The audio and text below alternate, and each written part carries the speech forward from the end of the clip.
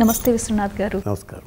సరిక ప్రస్థానం అని చెప్పొచ్చు సార్. మీది ఎన్నో సినిమాలు తీశారు, అన్ని విజయవంతమైన సినిమాలే, ఎన్నో జాతీయ అవార్డులు అందుకున్నారు, ఎన్నో పురస్కారాలు అందుకున్నారు. ఇంత తక్కువ టైంలో ఒక మనిషి ఇంత సాధించగలడా అనేది ఆలోచిస్తే ఒక్కసారి మిమ్మల్ని చూస్తే చేయొచ్చు అని అనిపిస్తుంది. మీకు ఎప్పుడైనా అలా అనిపించిందా? లేదండి, మన పని మనం చేసుకెళ్ళిపోతున్నాం, దాని రిజల్ట్ మన చేతుల్లో లేదు. ఏదో పెద్ద ఇవన్నీ అచీవ్మెంట్స్ చాలా అచీవ్ చేసాం అని కనుక ఎప్పుడైతే ఒక మనిషి అనుకుంటాడో, తను అనుకుని గర్వపడతాడో, గర్వపడి అసలు ఏదో కళ్ళు నెత్తి మీదకి వచ్చేసి మాట్లాడటం మొదలు పెడతాడో, అది మీన్స్ ఆ రోజు నుంచి అతని పతనానికి ఇంకా దారి అతనే చూసుకున్నట్టు లెక్క. సో అలా ఏమి అనిపించదు. నలుగురు చెప్తున్నారు బాగుందన్నారు, ఈ నాలుగు వస్తువుల్లో మంది వస్తువు బెటర్. అసలు మీరు ఫస్ట్ మీ లక్ష్యం ఏ విధంగా ఉండేది? అంటే చదువుకునే టైంలోనే నేను సినిమాలోకి వెళ్ళాలి, డైరెక్టర్ని కావాలి అని ఇలా ఉండేదా మీకు కోరిక? లేదండి, ఖచ్చితంగా లేదు. దానికి ఆపోజిట్గా ఉండేది. నేను ఏదైనా మంచి కార్పొరేట్ ఆఫీసులో ఉద్యోగం చేయాలి, చాలా మంచి డ్రెస్ వేసుకోవాలి, నా పక్కన ఒక డ్రెస్ వేసుకున్న ఒక డ్రైవర్ ఉండాలి, నాతో పాటు నా బ్రీఫ్ కేస్ పైకి తీసుకురావాలి, మీ బోటు అంతమంది వాళ్ళు సెక్రటరీగా ఉండాలి, అంత అలా ఉండేది. కానీ ఎప్పుడు నేను అసలు ఎలా టెక్నికల్గానో లేకపోతే ఇట్లా స్టూడియోకి వస్తానో నేను ఎప్పుడు అనుకోలేదు. Managing director or CEO of some company, that was my wish also. కానీ అది జరగలేదు for some reasons or the other. మరి ఎలా అడుగు పెట్టారు టెక్నీషియన్? ఎలా అడుగు పెట్టానంటే, అప్పుడు నేను గ్రాడ్యుయేషన్ అవ్వగానే వాహిని స్టూడియోస్ స్టార్ట్ చేశారు. అది one of the best studios in south east Asia అని పేరుంది దానికి. ఎందుకంటే అంత లేటెస్ట్ ఎక్విప్మెంట్స్ అవి బిఎన్ రెడ్డి గారు వాళ్ళు తెప్పించి వీటిల్లోకి అందరినీ యంగ్ గ్రాడ్యుయేట్స్ని ట్రైనీస్గా తీసుకుంటున్నారని చెప్పి తెలిసింది. మా ఫాదరు ఆ సంస్థలో పనిచేస్తుండేవారు వాహినిలో. ఓకే. సో ఆటోమేటిక్గా మా అంకుల్ చెప్పాడనమాట, అక్కడ ఇక్కడ పంపించడం ఎందుకు, ఇది టెక్నికల్ జాబ్ కదా ఇది, అందుకని వాహిని స్టూడియోస్కి పంపిస్తే బెటరు అని. అప్పుడు మేము విజయవాడలో ఉంటున్నాం. అట్లా నేను స్టూడియోకి ఒక టెక్నీషియన్గా రావటం జరిగింది. ఆడియోగ్రఫీలో, సౌండ్ ఇంజనీరింగ్లో, సౌండ్ డిపార్ట్మెంట్. అలా ఇంకా పాక్కుంటూ వెళ్ళిపోయి, పరిగెత్తి కూడా కాదు, వచ్చింది. దాంట్లోంచి ఆ స్క్రిప్ట్ సైడ్ కొంచెం ఇంట్రెస్ట్ చూపిస్తూ ఉంటాం. అది ఆదుర్ సుబ్బారావు గారికి, అక్కినే నాగేశ్వరరావు గారికి వీళ్ళందరి దృష్టి పట్టడం. సో ఎందుకు ఎక్కడ మీరు ఉంటాం, మరి క్రియేటివ్ సైడ్ రావచ్చు కదా అని వాళ్ళు సజెస్ట్ చేయటం.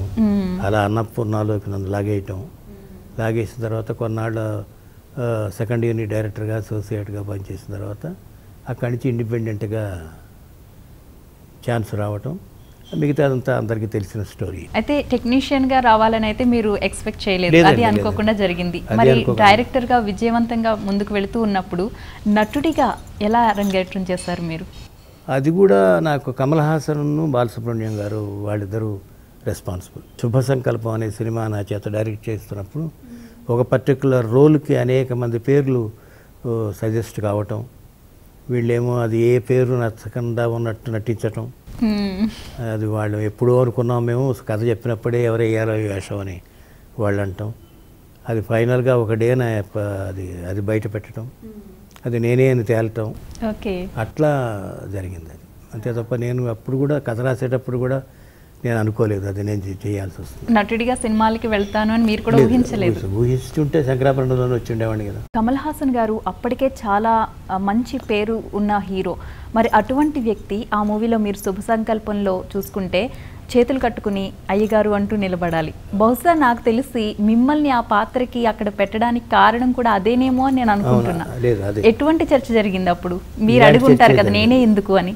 ఇలాంటి చర్చ జరిగింది. ఎందుకు అనుకున్నారు మీరు, కారణం ఏమిటి అన్నాను. అంటే ఒక నెంబర్ 1 కారణం ఏంటంటే, నువ్వు అన్ని క్యారెక్టర్లు చేసి చూపిస్తావు కాబట్టి నీకు పెద్ద కష్టం ఉండదు యాక్ట్ చేయటం. ఇంకోటి ఏమిటంటే, ఒక కమల్ హాసన్ లాంటి ఒక మెగాస్టారు, ఒక సూపర్ స్టారు, ఒక రాయుడు గారు అనే వ్యక్తి ముందర చేతులు కట్టుకుని ఉంచోవాలి అంటే 5-6 సీన్లన్నా ఎస్టాబ్లిష్ కావాలి. వాట్ ఈస్ హీ సుపీరియారిటీ అనే దానికి చెప్పడానికి. నిజ జీవితంలో కూడా ఒక లెజెండ్గా ఉన్న వ్యక్తి కనుక ఆ పాత్ర వేస్తున్నప్పుడు, ఇప్పుడు బాలచంద్ర గారు వేశారనుకోండి, సీన్స్ అక్కర్లా, బాలచంద్ర గారు ఎదట అట్లా నుంచున్నాడంటే ఆటోమేటిక్గా నప్పుతుంది అది. ఎందుకంటే ఈజ్ ఎ మెంటార్, ఈ brought him in to the field. అట్లాగే నువ్వు కూడా చేస్తే ఉంటుంది, అది కారణం. ఈ 2 కారణాల వల్ల మేము ఎన్నుకున్నామని. వాళ్ళు అన్నారు. ఆ తరమే కాదు, ఈ తరం కూడా విశ్వనాథ్ గారు అంటే తెలియని వాళ్ళు ఉండరు. మీకు ఎలా అనిపిస్తూ ఉంటుంది అటువంటప్పుడు? ఇప్పటికీ మీరు తీసిన సినిమాల్లో పాటల్ని వింటూ ఉంటారు ఇప్పుడు తరం ప్రేక్షకులు కూడా. ఎలా అనిపిస్తుంది మీకు? ఒక పాటకి సందర్భ శుద్ధి ఉన్నప్పుడు అది నిలబడుతుంది.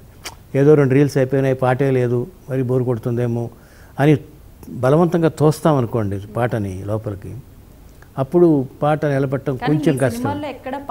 అందుకనే లేదు, అదే ఫస్ట్ ఛాలెంజ్ నాకు.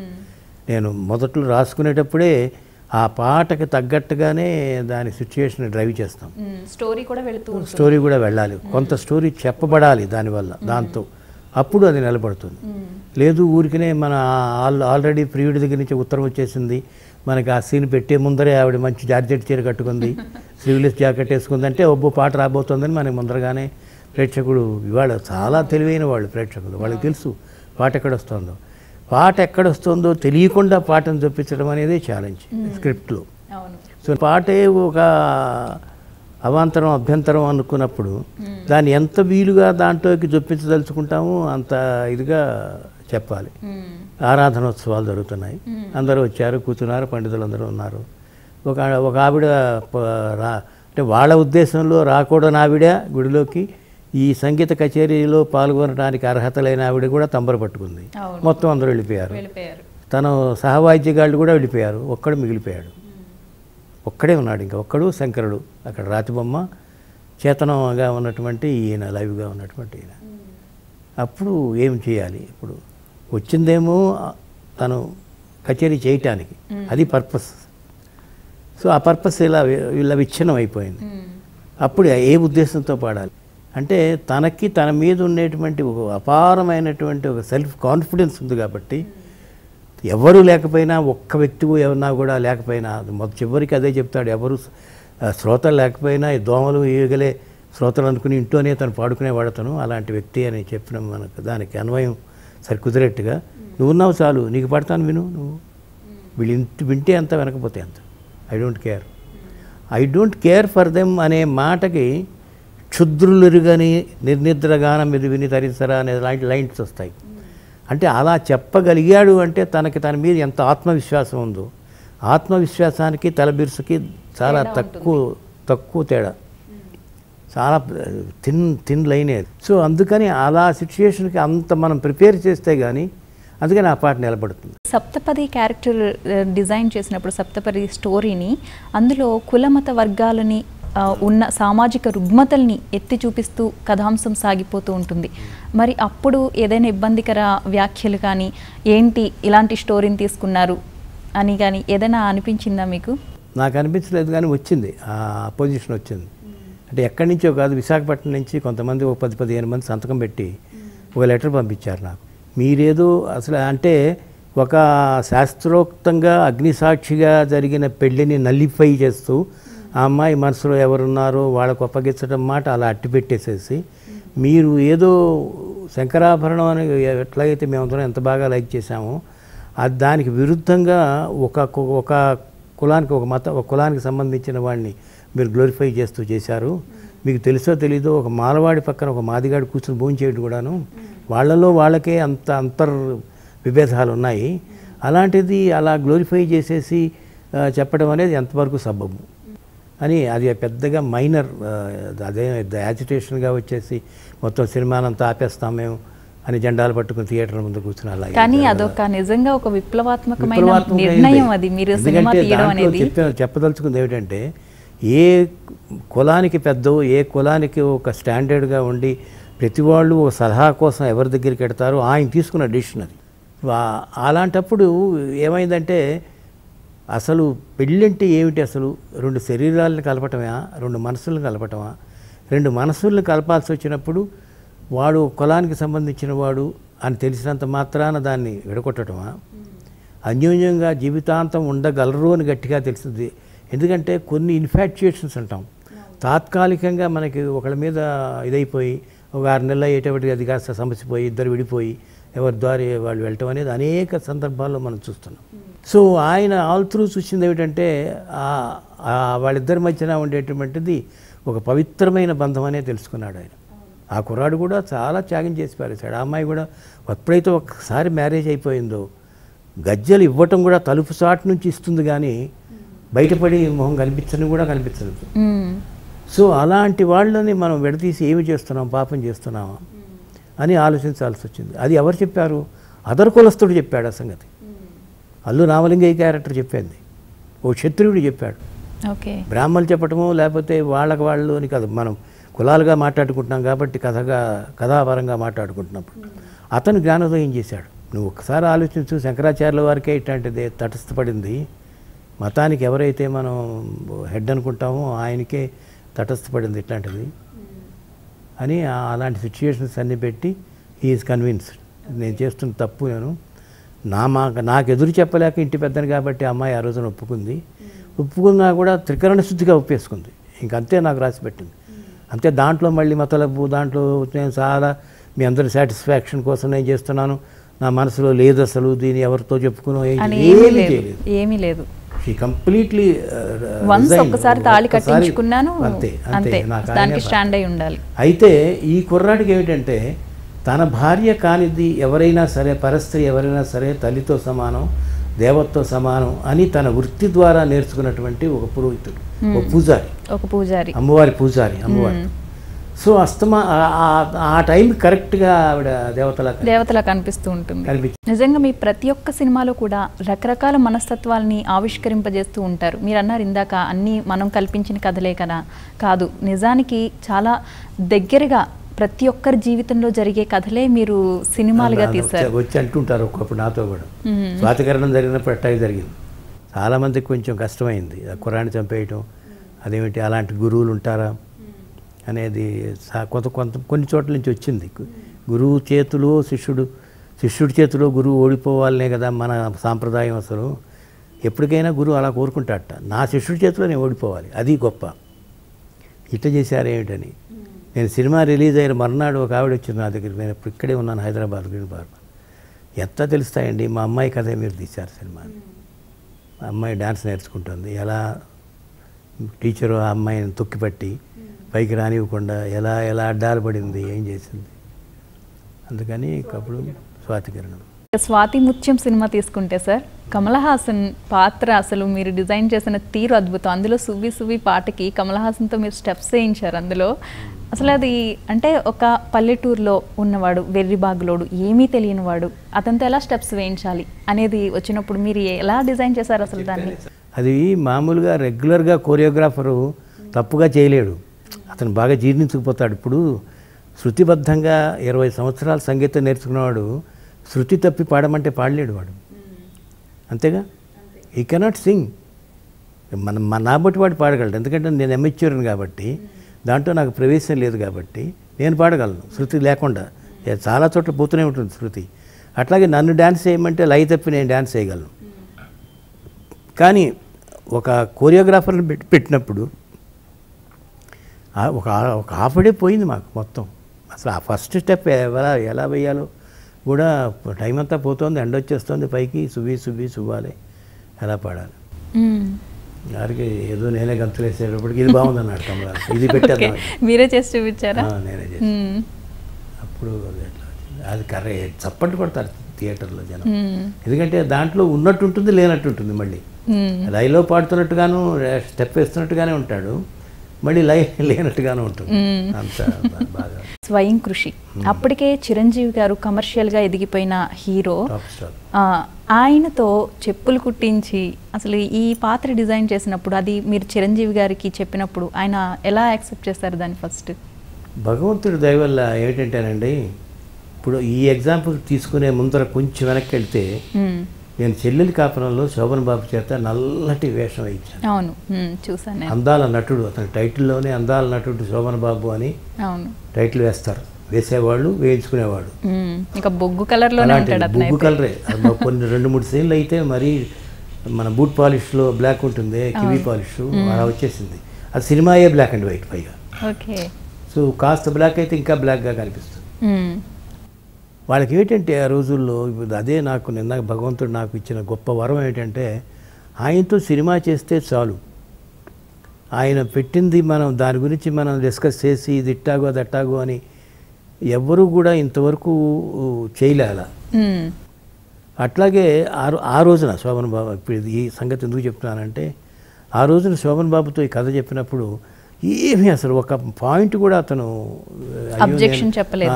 నా ఆడియన్స్కి నా ఫ్యాన్స్కి నచ్చుతుందో నచ్చదో, రేపొద్దున వాళ్ళు డిసప్పాయింట్ అయిపోతున్నారేమో, అదేమీ అనిపించలేదు. అంతర్ సౌందర్యం అనేది చాలా ఇంపార్టెంట్ మనిషికి, బాహ్య సౌందర్యం కాదు. ఎంత మేకప్ వేసుకుని ఎంత అందంగా ఉన్నా లోపల కుళ్ళు ఉన్నప్పుడు అది కాదు కావాల్సింది అనే థీమ్. అది చాలా అబ్స్ట్రాక్ట్ థీమ్ అసలు అది. దానికి విరుద్ధంగా ఉండే క్యారెక్టర్ నాగభూషణ్ క్యారెక్టర్, దాంట్లో సంగతి చెప్తాను. ఇక్కడికి వచ్చేటప్పటికి స్వయం కృషిలో నేను చెప్పదలుచుకుంది ఏమిటంటే, మనిషి ఎక్కడి నుంచి అయినా స్క్రాచ్ నుంచి స్టార్ట్ అవ్వచ్చు. అవును, చాలామంది పెద్ద జీవితాలు అట్టాగే స్టార్ట్ అయినాయి. 40 రూపాయలతో స్టార్ట్ అయ్యి 400 కోట్ల రూపాయల వ్యాపారం చేసే స్థితికి ఎదిగిన వాళ్ళు మనకు కళ్ళెత్తటే తెలుసు. నేను చెప్పదలుచుకుంది ఏంటంటే, మనం ఎంత పైకి వెళ్ళిపోయినా సరే, ఏ రూట్స్ నుంచి అతను వచ్చాడో అది మర్చిపోయిన రోజున పతనానికి కారణము. ఈ should not forget his roots అనేది కథ నాది. సో వేసైడ్ కాబ్లర్గా ఉండి ఒక బాటా లెవెల్కి వెళ్ళిపోతే ఎలా ఉంటాడు వాడు? అప్పుడు కూడా పెద్ద 3 పీస్ సూట్ వేసుకుని అవన్నీ వేసుకుని అవన్నీ కూడా ఉంటాడు. మళ్ళీ అది కూడా ఒక ప్యాంటు, ఒక పైన ఒక షర్టు, దాని మీద ఒక కోటు. అదే అతని ఆ గ్రోత్లో కనిపించేది. మిగతాదంతా 2 జతలు డ్రెస్సులు త్రూఅవుట్ ది ఫిలిం. స్వాతిముత్యంలో మన కమల్ హాసన్ గారు లాగే. సో అందుకని అది అతను ఒప్పుకోవటంలో గొప్పతనం ఉంది. అది చేయటం కూడా యాక్చువల్గా ఒక కాబ్లర్ని పెట్టాం వేసైడ్ పక్కన ఊరిని చేయటానికి. కానీ ఆ మతలబు తెలియాలి కదా, ఆ ఒడుపు తెలియాలి కదా. ఆ రాతి మీద కత్తిని పదును చేసేది కానీ, కాలు ఎక్కడ పెట్టాలి, దాన్ని ఎట్ట పెట్టాలి, ఇట్లా లాగాలి, ఎట్ట చేయాలి, తర్వాత దానికి రజన ఎట్ట పెట్టాలి, అవన్నీ. కానీ అతని body language as it is అలా దించేశారు చిరంజీవి గారు. చాలా గొప్పగా ఉంటుంది. ఒకటే డ్రెస్సు, చిన్న మంకీ క్యాప్, తర్వాత అట్లాగే విజయశాంతి క్యారెక్టర్ కూడా. అవును, దాంట్లో చెప్పులు, అసలు అన్ని క్యారెక్టర్లు అండి దాంట్లో. మీరు అసలు జనరల్గా మా సినిమాలు అన్నీ ఒకే తానులోంచి వచ్చినట్టుగా ఉంటాయి. Unless you want a particular character to be a rich girl, అమ్మాయి ఫ్యామిలీ వేరు, అమ్మాయి పెడిగ్రీ వేరు, అమ్మాయి అంటే తప్ప ఒకదానికి సంబంధించిన పాత్రలన్నీ అలాగే ఉంటాయి.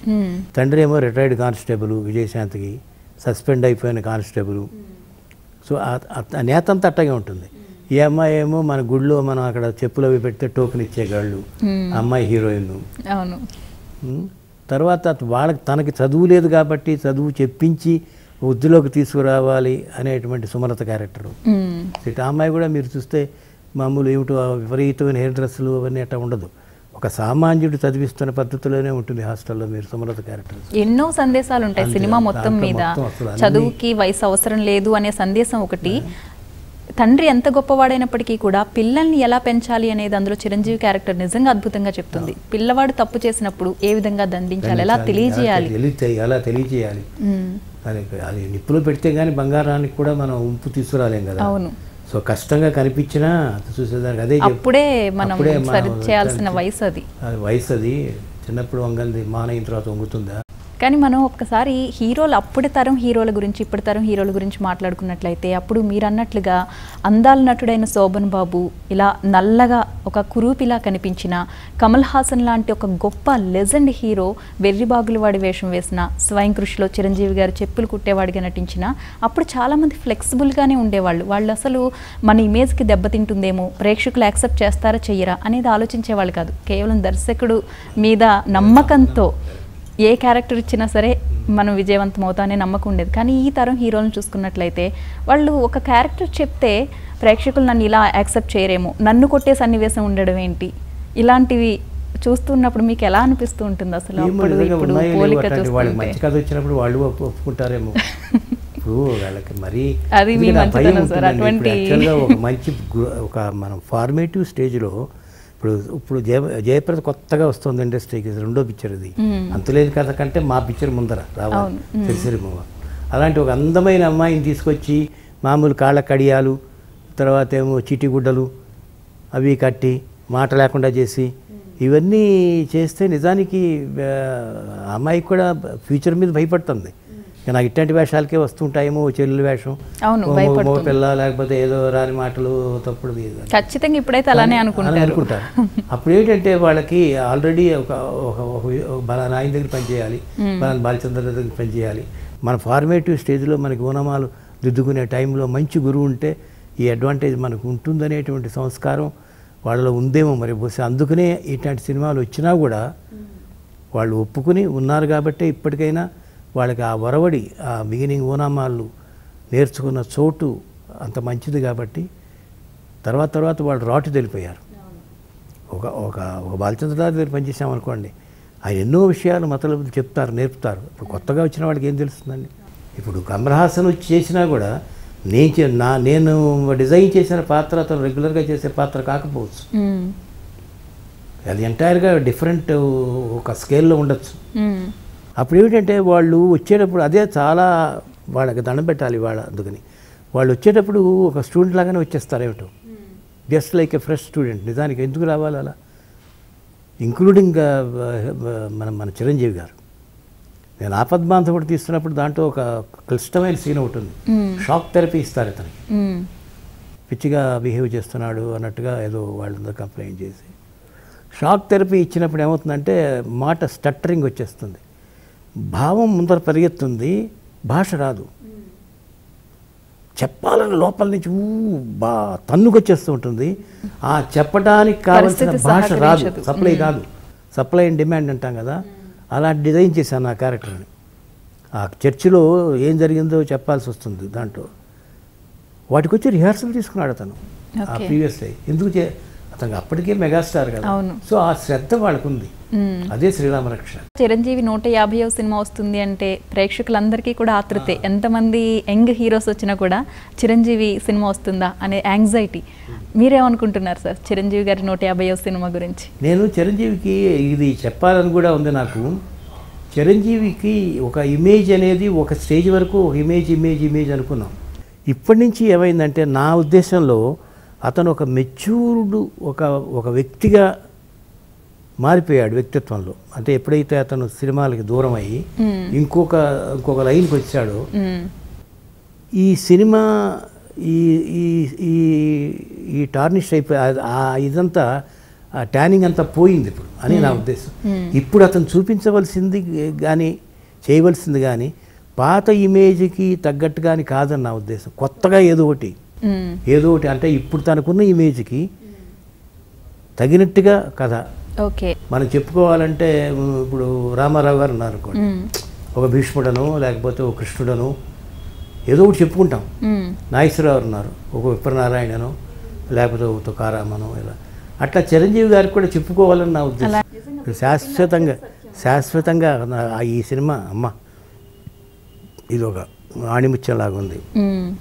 దీంట్లో ఇంత మెసేజ్ ఉంది, దీంట్లో ఇది ఉంది, నెక్స్ట్ జనరేషన్కి పనికొచ్చేది ఉంది అని ఎవరైనా కత్తిస్తే బాగున్నా. అతని ఫ్యాన్గా అనుకోండి, పోనీ నేను అతని మెంటార్ అని అన్నాను, అతని ఫ్యాన్గా నేను కోరుకుంటున్నాను. మామూలుగా అలా ఉంటే బాగుంటుంది. అతనికి కూడా ఓ లిస్టులో this is my memorable film అని చెప్పుకున్నట్టు. కలెక్షన్ బాక్స్ ఆఫీస్ వైజ్ బాగా రావచ్చు, మిగతావి అతని ఫార్మ్. ఎందుకంటే చాలామంది అతన్ని మళ్ళీ అలా చూడాలనుకోవటం. ఇప్పుడు మనమే ఇప్పుడు బోర్డంత మేకప్ చేసుకుని ఇంకా యంగా కనిపించాలి అని ఎంతైతే బాధపడుతున్నప్పుడు ఇచ్చినప్పుడు ఆ వెనక్కి వెళ్ళిపోవాలనేది ఎవరికైనా సహజంగానే ఉంటుంది. ఇంకా still I'm active, I can dance, I can do that, definitely you can do. అవి కూడా ఇన్కార్పొరేట్ చేసుకుంటూ రావచ్చు. ఆ టాలెంట్ ఏదైతే అతనిలో మనం ఎక్స్పెక్ట్ చేస్తున్నాము చేసుకుంటూ ఇలాంటి కనుక ఏదైనా ఒకటి వస్తే బాగుంటుందేమో అని మనసారా కోరుకుంటున్నాను. ఎన్నో సినిమాలు వస్తున్నాయి, నిజంగా తెలుగులో ఉన్నన్ని చక్కని సినిమాలు ఏ భాషలో కూడా లేవేమో అని నా ఉద్దేశం. అయితే మనం ఎందుకని ఎక్కువ జాతీయ అవార్డులకి దూరంగా ఉండిపోతున్నాం? అలాగే ఆస్కార్కి అయితే అసలు నామినేట్ కూడా కాలేని పరిస్థితి ఈరోజు ఎందుకుంది? మీ అభిప్రాయం ఏంటి అసలు దీని మీద? అభిప్రాయం ఏముందండి, అక్కడేమో సెలక్షన్ కమిటీలో ఒకళ్ళో ఇద్దరు మన వాళ్ళు ఉంటారు, మిగతా వాళ్ళందరూ మిగతా భాష వాళ్ళు ఉంటారు. ఇప్పుడు మనం తెలుగు సినిమా తీస్తున్నామంటే తెలుగు జనానికే ఎక్కువ పరిమితం అయ్యేట్టుగా తీసుకుంటాం. తెలుగు అంటే తెలుగు సినిమా, అది తెలుగు అంటే పల్లెటూళ్ళకి ఎడుతుంది, చాలా కుగ్రామాలకు ఎడుతుంది. మనకున్న సిటీస్ వదిలిపెట్టేస్తే తెలుగు ప్రేక్షకులకి మాత్రమే మనం తీస్తున్నాం. మనం అవార్డు కోసం అని తీయటం. అప్పుడు ఏం చేస్తాం? అప్పుడు మన నేటివిటీ ఏమిటో మనకి మామూలుగా మనం పొలం దున్నుకునేటప్పుడు పాట పాడుకుంటాం, లేకపోతే వరి నాట్లు వేసేటప్పుడు పాట పాడతాం. సో సినిమాలో పాటలు ఉండకూడదు, అవార్డు వినింగ్ పిక్చర్లో ఈ పాటలు ఏమిటి ఇవేమిటి అని ఒక రీల్ చూడంగానే ఒకప్పుడు వాడు తీసేయండి అంటారట. ఆ కమిటీ చూస్తున్నప్పుడు స్క్రీనింగ్లో ఒక రీల్, ఫస్ట్ రీల్లో ఏం తెలుస్తుందండి మీకు? మిగతావన్నీ చూడాలి కదా. సో టోటల్ పిక్చరు మనకేమో వాయిస్ అక్కడ మనం ఒక్కడ అయిపోతాం. అది ఎక్కువ కారణం చెప్తారు చాలామంది. లేక అది మనకి ఎప్పుడో సాక్షి లాంటి సినిమా తీశారు బాపు గారు. It's definitely it should get an award. మరి రావు వాటికి, ఎందుకంటే వాడు చూడటానికి అవకాశం లేదు. ఇదంతా ఓవర్ యాక్టింగ్ అనో లేకపోతే ఇంకోటనో. చాలా ఫిలిమ్స్ పంపించారు ఆస్కార్ అవార్డుకి ఈ మధ్య కాలంలో. ఆస్కార్ అవార్డు అది ఇంకా ఇంటర్నేషనల్ ఇది స్టాండర్డ్స్ కాబట్టి వాడికి కొన్ని నామ్స్ ఉంటాయేమో బహుశా, అది వేరే సంగతి. మీ సినిమాలు చూసుకున్నట్లయితే ఒక సినిమాతో ఇంకో సినిమా కంపేర్ చేసి చూద్దాము అంటే అసలు ఎక్కడ సాధ్యం కాదు. ఎందుకంటే ఒక స్టోరీ ఇంకొక స్టోరీ చూసినట్లుగా అనిపించదు ఎక్కడ కూడా. అలాగే మ్యూజిక్ కావచ్చు, ఆ పాటల చిత్రీకరణ కావచ్చు, పాటలు రాయడం తీరు కావచ్చు, ఎక్కడ కూడా మ్యాచ్ కాదు. మీరు ఎలాంటి కేర్ తీసుకుంటారు? అంటే ఈ మధ్యకాలంలో ఒక సినిమా చూస్తుంటే ప్రేక్షకుడు నెక్స్ట్ సన్నివేశం ఏంటి అనేది ఊహించేసుకుంటాడు, ప్లస్ చెప్పేస్తూ ఉంటారు నెక్స్ట్ ఏమవుతుంది అని. కానీ మీ సినిమాలు అలా క్యాచ్ చేయలేరు. ఎలా సాధ్యపడింది అసలు అది? నేను ఒక శకం వరకు, శంకరాభరణం వరకు తీసిన సినిమాలు ఒక రకంగా ఉంటాయి. జీవనజ్యోతి కానీ, శారద కానీ, మిగతాది అనివన్నీ కూడా కుటుంబ సంబంధంగా, కుటుంబ నేపథ్యంలో తీసుకున్న సినిమాలు.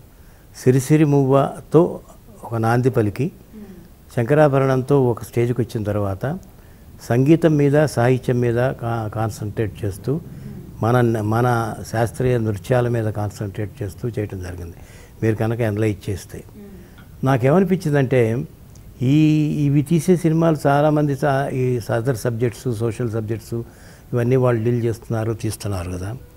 దీని మీద మనం ఇంకా ఎంత తీస్తే ఎంత, మన సంగీతం ఎంత ఉంది, మన నృత్యం ఎంత గొప్పది, వీటి మీద ఎక్కువ చేస్తే బాగుంటుందేమో. కొంత పాపులరైజ్ చేసి ప్రచారంలోకి తీసుకొస్తే కొంతమందికైనా దాని మీద అభిరుచి కలిగి మనం అటుపక్కకి మొగ్గకుండా మరీ పాశ్చాత్య సైడ్, అంటే ఏది మంచో తీసుకోవాలి, అక్కడ ఏమి మంచో అవన్నీ మనం తీసుకోవాల్సిందే. దాని గురించి ఏం కాదు, మనకెంత మంచి ఉందన్న కూడా తెలియాలి కదా. అందుకని ఈ ఉద్దేశంతో అక్కడి నుంచి నేను చేసుకున్నప్పుడు ఏమవుతుందంటే, బ్యాక్ క్యాన్వాస్ ఒకటే అవుతుంది, దాని మీద వేసే చిత్రాలు మాత్రం డిఫరెంట్గా వేయాల్సి వస్తున్నాయి. అంటే నేను మ్యూజిక్, క్లాసికల్ డ్యాన్సు బేసిక్గా తీసుకున్న ఒక్కోసారి ఒక్కసారి వస్తుంది. అది చాలా పెద్ద ఛాలెంజింగ్ పాయింట్ అయ్యి. బట్ సెంట్రల్ ఎలిమెంట్ ఈ రెండే ఉంటాయి. ఈ రెండింటి మీదే ఎక్కడో డిపెండ్ అవుతుంది, ఎక్కడో కథ నడుస్తుంది. అందుకని చాలా కష్టపడాలి, చాలా జాగ్రత్త పడాలి ఎవ్రీ టైం. అది ఆ కథలాగా ఉండకూడదు అన్నట్టుగా అనిపించాలి. సిరిసిరి మువ్వలాగా శంకరాభరణం ఉండకూడదు, శంకరాభరణంలాగా సాగర సంగమం ఉండకూడదు. ఇది మీరు దృష్టిలో పెట్టుకుంటారు కదా, పెట్టుకుంటే రాసేటప్పుడు ఎలా రాయగలుగుతారు? అందుకే ఎక్కడ ప్రేక్షకులు కంపేర్ చేయలేరు అసలు ఒక సినిమాకి ఒక సినిమాకి. కొంతమంది రంధ్రాన్వేషణ చేసేవాళ్ళు చెయ్యొచ్చు, దానిలాగా ఉంది ఇలాగా ఉంది అనొచ్చు. కానీ అది కాకతీయం, అది అనుకుని చేసింది కాదు. మొదటి సినిమా నుంచి ఇప్పటి వరకు కూడా సినిమా ఈ తరం ప్రేక్షకులు ఆదరిస్తారా లేదా అనేది కూడా మీరు ఆలోచించకుండా, మన సంప్రదాయాలను ఎక్కడా కూడా మీరు క్రాస్ చేయకుండా సినిమాలు తీస్తూ ఉంటారు. ఎప్పుడైనా మీకు అనిపించిందా, నేను కూడా ఈ తరం దర్శకులతో పోటీపడి కూడా కాదు సార్, అసలు ఆ సినిమాలు లెక్కలో కూడా తీసుకోలేము అనిపించిందా ఎప్పుడైనా? ఈ తరం వాళ్ళ కోసం సినిమా తీయాలి. ఎవరు చేసినా కష్టమేనండి, అది వాళ్ళ కష్టం వాళ్ళది. ఇప్పుడు అది ఎందుకు కష్టపడకుండా ఏది రాదు కదా, వాళ్ళు నమ్ముకున్నది ఇది. నేను supposing if I like white dress, I always use white dress. I cannot, నేను అందరితో నేను తెలుపు డ్రెస్సే వేసుకుంటా నేను చెప్పకూడదు. మీకు నచ్చింది కలర్ డ్రెస్. అట్లాగే మన ఆహార వ్యవహారాలు, మన నిత్య బిహేవియర్, ఇవన్నీ కూడా భగవంతుడు ఎలా అయితే రకరకాల మనుషుల్ని రకరకాల ఆకారాల్లో రకరకాలుగా అభిరుచులతో సృష్టించాడో, వాళ్ళు చేసేటువంటి పని కూడా ఆ అభిరుచులు తగ్గినట్టుగానే ఉంటాయి. దేవులపల్లి కృష్ణశాస్త్రి గారు రాసినట్టు ఆత్రేయ రాయకపోవచ్చు, కానీ అంత మాత్రం చేత ఆ రెండు విభిన్నమైనటువంటి కోణాల్లో ఉన్నా కూడా రెండు ఆదరణీయమే, రెండు మెచ్చుకుంటాం, రెండు ఆనందిస్తాం, రెండు మెచ్చుకుంటాం.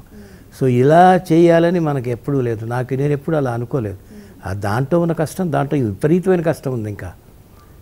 ఇంకా ఇది తేలికేమో ఐ డోంట్ నో, బట్ ఇది కష్టం అనుకోండి, ఇది కాదు.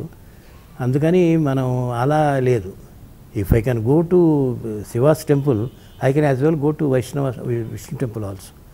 అట్లాగే if I can enjoy this type of film I will enjoy those films also. కొత్త కొత్త హీరోయిన్స్ని మీ సినిమాల్లోనే ఇంట్రడ్యూస్ చేసిన సినిమాలు చాలా ఉన్నాయి. ఒక సిరిసిరిమువ్వ కావచ్చు, సీతా మహాలక్ష్మి కావచ్చు, జనాలకి తెలియని వాళ్ళని తీసుకొచ్చి మీరు ఎస్టాబ్లిష్ చేశారు. వాళ్ళని చాలా చక్కగా ఆదరించారు కూడా ప్రేక్షకులు. ఎలా సెలెక్ట్ చేస్తారు మీరు హీరోయిన్ని సెలెక్ట్ చేసుకునేటప్పుడు? హీరోయిన్ సెలెక్ట్ చేసినప్పుడు సాధారణంగా ఇప్పుడు స్టాండింగ్ ఎగ్జాంపుల్ ఒకటి చెప్తాను. మంజు భార్గవ్ని ఎలా సెలెక్ట్ చేశారు మీరు శంకరాభరణం అని అడుగుతారు నన్ను. అంతేగా, మంజు భార్గవ్ అప్పటికే చాలా చిన్న చిన్న ఐటమ్ సాంగ్స్ అవి చేస్తూ వస్తుంది. నేను ఆలోచించింది ఎప్పుడో నాకు ఎక్కడో చూసినట్టు గుర్తొచ్చినప్పుడు 2 ఏళ్ల తర్వాత మళ్ళీ ఒక సినిమా తీస్తున్నాను, ఎవరు బాగుంటారు. నేను actually I'm fascinated by good ice. నాకు ఐస్ కళ్ళ మీద చాలా మోజు, మంచి కళ్ళు. సరే ఈ అమ్మాయికి పెద్ద కళ్ళు ఉన్నట్టు నాకు గుర్తొచ్చింది. ఎక్కడో ఫంక్షన్లో చూశాను నేను అమ్మాయిని. చేసినప్పుడు మేకప్ టెస్ట్ అది చేసి చూపిస్తే ఎవరు గుర్తుపట్టలేకపోయారు అమ్మాయిని. మేము చేసిన పెద్ద బొట్టు అది పెట్టి ఆ మామూలు ఒక చక్కటి గృహిణిలాగా చక్కగా చేసి తీరది కట్టింది. సినిమా వాళ్ళే గుర్తుపట్టలేకపోయారు. అట్లాగే ఇప్పుడు నేను ఒక సిరిసిరిమువ్వ ఉంది, ఒక అమ్మాయి కొత్తగా వచ్చిన అమ్మాయి, ఫ్రెష్గా ఉంటుంది అమ్మాయి, ఒక అమాయకురాల్లాగా మాట్లాడాలి. అలా మాట్లాడినప్పుడు లేకపోతే చేసినప్పుడు అది నప్పాలి అంటే ఆల్రెడీ ఒక ఇమేజ్ ఉన్న వాళ్ళు చేస్తే అది రాదు. ఆల్రెడీ ఇమేజ్ ఉంటే అది రాదు, మగవాడికి కానీ ఆడదానికి కానీ. ఇప్పుడు అదే దెబ్బతీస్తుంది నాకు సినిమాలో. వెంకటేష్ లేడీస్ హాస్టల్లో కూడా లోపలికి వెళ్ళిపోతాడు, వాళ్ళందరితో పాటు తిరుగుతాడంటే అతను లవర్ బాయ్ కాబట్టి ఒప్పుకోలేకపోయారు ఆ వేషాన్ని. ఇప్పుడు సప్తపదిలో సబిత, సీతామహాలక్ష్మిలో రామేశ్వరి, ఎక్కడో చూసినట్టు గుర్తుంటుంది ఒకప్పుడు. అలా గుర్తుపెట్టుకుని ఈ వేషానికి బాగానే ఉండొచ్చును మనం ఇలా. అందుట్లో మాది సింపుల్ గెటప్స్ కదా, మామూలు డొమెస్టిక్ గర్ల్ లాగానే మేము తీస్తాం. ఇంతవరకు పెద్దగా నేను అలా హెయిర్ డ్రెస్సులకి వాటికి వెళ్ళలేదు. కానీ హీరోయిన్కి మేకప్ వేసారా వేయలేదా అని అనుకుంటే కళ్ళు మాత్రం అద్భుతంగా మీరు ఎలివేట్ చేస్తారు. అదే చెప్పాను అమ్మాయిని చూసినప్పుడు. ఎవరు అమ్మాయిని అంటే నాకు కళ్ళు అంటే ఇష్టం అండి, అమ్మాయి కొంకిణి కళ్ళు, అమ్మాయి బెంగాలీస్కును వాళ్ళకి మంచి కళ్ళు ఉంటాయి అని అంటే, అలాగా అండి మంజు బార్కి ఫోటో చూసిన తర్వాత. ఎందుకంటే మోస్ట్ నయనం ప్రధానం ఏదో అంటారు, అది ఎంతైనా కళ్ళతో మనం చెప్పించగలిగితే. బికాజ్ దట్ ఇట్ హ్యాస్ అంటీన్ వాల్యూమ్. డైలాగ్ కూడా చెప్పక్కర్లా, డైలాగ్ అక్కర్లా, నేను ప్రేమిస్తున్నానని చెప్పక్కర్లా, ఎంత ప్రేమిస్తున్నానో అని కూడా అక్కర్లా. మనం సిరిసిరిమువ్వ తీసుకుంటే అందులో జయప్రదకి వాయిస్ ఉండదు, సాగర సంగమంలో సుహాసినికి వాయిస్ ఉండదు. ఇలా ఏదైనా ఒక వైకల్యంతో, సిరివెన్నెల ఒక వైకల్యంతో పెట్టాలి అనేది ఏంటి ఆ కాన్సెప్ట్ మీది? కాన్సెప్ట్ ఏమి కాదండి, భగవంతుడు అందరినీ అనేక రకాలుగా సృష్టిస్తాడు. మన ఇళ్లలోనే కొంతమందికి ఒక వైకల్యం ఉంటుంది. ఇప్పుడు మా పెద్ద అబ్బాయికి నత్తుంది, మాట వరుసగా చెప్తాను.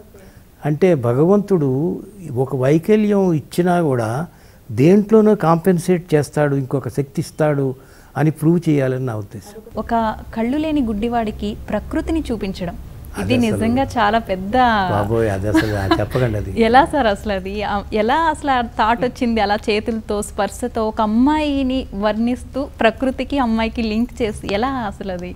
ఇది పబ్లిక్గా మాట్లాడేదో కాదు, కానీ అసలు ఏంటంటేనండి, ఇప్పుడు అమ్మాయి ఒక మాట అడుగుతుంది, నాకు అన్నీ చూపించరా అని అడుగుతాడు వాడు.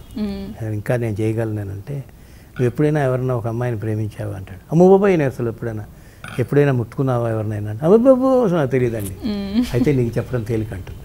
అది ఎట్లా ఉంటుందంటే, నేను ఒక పబ్లిక్గా చెప్పాను ఈ మాట, మళ్ళీ చెప్తాను, ఇప్పుడు దాని తప్పేం లేదనుకుంటాను. నేను చాలా చిన్నవాడిగా మా ఊళ్ళో ఉన్నప్పుడు, మన ఊళ్ళల్లో పల్లెటూళ్ళలో ఏం చేస్తారంటే చిన్న చిన్న వాటన్నిటికీ అప్పు తీసుకుంటారు. మా ఇంట్లో కాఫీ పొడి అయిపోయింది, కాస్త కాఫీ పొడి ఇస్తారా, లేదా మా ఇంట్లో చిన్న గ్లాస్తో అట్లా. మా ఇంట్లో నుంచి ఒక అమ్మాయి, అప్పుడు చాలా చిన్నవాడిని, చాలా అంటే ఇలా తీసుకెళ్ళి మళ్ళీ ఆ గ్లాస్ మాకు ఇవ్వడానికి వచ్చింది, నాకే ఇచ్చింది. The first time when she touched me, I don't know what happen to me. అది నాకు మనసులో ఉండిపోయింది. ఒక ఎలక్ట్రోమాగ్నెటిక్ వేవ్ అంటామే మామూలుగా. ఇప్పుడు మన స్పీకర్ ఎలా పనిచేస్తాయండి, ఈ డయాఫ్రమ్ మీద అది ఉన్నప్పుడు it gives that electrical vibration. వచ్చిన తర్వాత ఆ స్పీకర్ డయాఫ్రమ్ స్పందిస్తుంది. ఆ స్పందన అనేది ఇట్ ఈస్ వెరీ ఫ్రెష్గా ఉన్న కుర్రాడికి, ఒక ఫ్రెష్గా, తనకేం కొత్త కాదు, ఆ అమ్మాయికి ఏం కొత్త కాదు, ఆ అమ్మాయి Moon Moon Sen character. So that's how she could impart that feeling of excitement అనండి, ఒక ఎక్స్టసీ అనండి, ఒక అనుభూతి, ఒక వేవ్ లెంగ్త్. ఇప్పుడు ఏదైనా ఒక ప్రకృతిలో ఉండేటువంటి ఒక సన్నివేశాన్ని తీసుకుని నేను ముందర దాన్ని సెగ్మెంట్స్ కింద డిసెక్ట్ చేయాల్సి వచ్చింది. సెగ్మెంట్ ఇదంతా, ఈ సెగ్మెంట్స్ అన్ని సింథటిక్గా కలిపితే సూర్యోదయం అవుతుంది. కాబట్టి సూర్యుడు గుండ్రంగా ఉంటాడు అని చెప్పి తన మొహమే పట్టుకోమంది, ఇట్లా పట్టుకోమంది. So naturally when he was touching her face in that age, ఆ పర్టికులర్ ఫార్మేటివ్ ఏజ్లో ఆ కుర్రాడికి there must be some vibration. అవును. ఇది మబ్బుల్లోంచి సూర్యుడు ఎలా వస్తున్నాడు అనగానే ఆ కుర్రలన్నీ తీసేది మొహాన్ని టిట్టి తీసుకొచ్చేస్తుంది. చాలా కష్టమైందండి, చాలా బాబోయ్. ఇది నిజంగా నేను తలుచుకుంటే ఇవాళ ఈ థీసిస్ రాయిస్తుంది దీని మీద. అలాంటప్పుడు తర్వాత ఈ వేడి నేల మీద పడ్డప్పుడు భూమాతకి ఎలాంటి వెచ్చదనం వచ్చింది. అప్పుడు అతను చెస్ట్ మీద తను చేపెట్టి రాస్తుంది. అతను ఒక ఫిమేల్ హ్యాండ్ చెస్ట్ మీద రాస్తుంది. ప్రకృతిలోంచి ఉన్నటువంటి ఒక్కొక్క సన్నివేశాన్ని తీసుకొని దాన్ని డిసెక్ట్ చేసి భాగాల కింద చెప్తూ అది ఆ టచ్ ద్వారా తన హ్యాండ్స్ కానీ తన శరీరంతో కానీ టచ్ చేస్తూ చెప్తుంది. అసలు యాక్చువల్గా ది ఫైనల్ టచ్లో ఉండేటువంటిది the kissing is the top most. అది రెయిన్బో చెప్పినప్పుడు చెప్తుంది. రెయిన్బో వచ్చి అంతా వాడు ఇది వినేసిన తర్వాత ఇదంతా ఆకడింపు చేసుకొని when he was playing the flute Bhupala రాగంలో బ్రహ్మాండంగా వాయించేస్తున్నాడు. ఆడియన్స్కి చాలా క్లియర్గా ఉండటాని కోసం రమణమూర్తి గారి క్యారెక్టర్ చేత నేను ఇన్నిసార్లు భూపాల రాగం విన్నాను, ఇంత మనసుతో వాయించేవాడిని నేను ఎక్కడా చూడలేదు. మరి మీ అన్నయ్య ఎక్కడైనా శాస్త్రీయ సంగీతం నేర్చుకున్నాడా అంటే ఏమీ లేదండి, ఆవిడ గారు ఏదో ఇట్లా అన్నారు కొత్తగా ముట్టుకుని ఇట్లా చేసేటప్పటికే ఇంత బాగా వాయిస్తున్నాడని చెప్తుంది అమ్మాయి. అదే విషయం మూర్మూర్సేనికి చెప్తాడు రమణమూర్తి. నేనేం చేశాను, నేనేం చేయలేదే, సరిగమలు నేర్పలేదే, నేనేం చేయలేదు. నేను ఎందుకంటే నేర్పక్కర్లేదు, ఆ స్ఫూర్తి కలగజేసావు నువ్వు అంటే వాడు నెక్స్ట్ డే వచ్చాడు, ఇంకేమన్నా చూపించండి అని. ఇంత అమాయకంగా చూడండి, వాడు చెప్పేటప్పుడు కూడా మీకు అనిపిస్తుంది. ఇప్పుడు అనిపిస్తుంది నాకు, ఇప్పుడు ఇన్ని సంవత్సరాల తర్వాత వాడు ఇంకో ఆలోచన లేదు, ఇంకాసేపు ముట్టుకుంటే బాగుండని కాదు. అయితే మీరు తీసిన సినిమాలన్నింటిలో కూడా అతి కష్టపడి బుర్రకు పని చెప్పిన సినిమా అంటే ఇదే అయ్యి ఉంటుంది. ఇదే చెప్తాను. అవునా? 100% ఇది 100 కాదు 200%. అయితే సార్ ఇంకా ఇప్పుడు మీరు కమల్ హాసన్ గారి కాంబినేషన్లో సినిమాని ఎక్స్పెక్ట్ చేయొచ్చా మేము మళ్ళీ? ఏం ఎక్స్పెక్ట్ చేస్తాం, అతను ఎక్కడో అందకుండా ఎక్కడో విశ్వరూపాలకి వాటికి వెళ్ళిపోయిన తర్వాత మీరు పిలిస్తే యాక్సెప్ట్ చెయ్యని నటులు కూడా ఉంటారు. మనం అంత కథ ఆలోచించలేం కదా.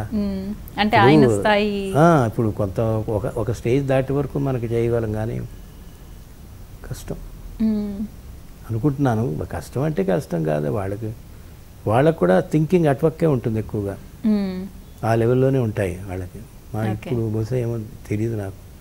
ఇప్పుడు చాలా కాలం అయింది విశ్వనాథ్ గారి సినిమా ప్రేక్షకులు చూసి, మళ్ళీ ఎప్పుడు ఎక్స్పెక్ట్ చేయొచ్చు సార్ మీ సినిమా? ఏమో అట్లా ఎక్స్పెక్ట్ చేస్తూనే ఉండమనండి, చూద్దాం. ఏదైనా ఒకటి సాధించాలి అంటే అందకుండా ఉంచాలట.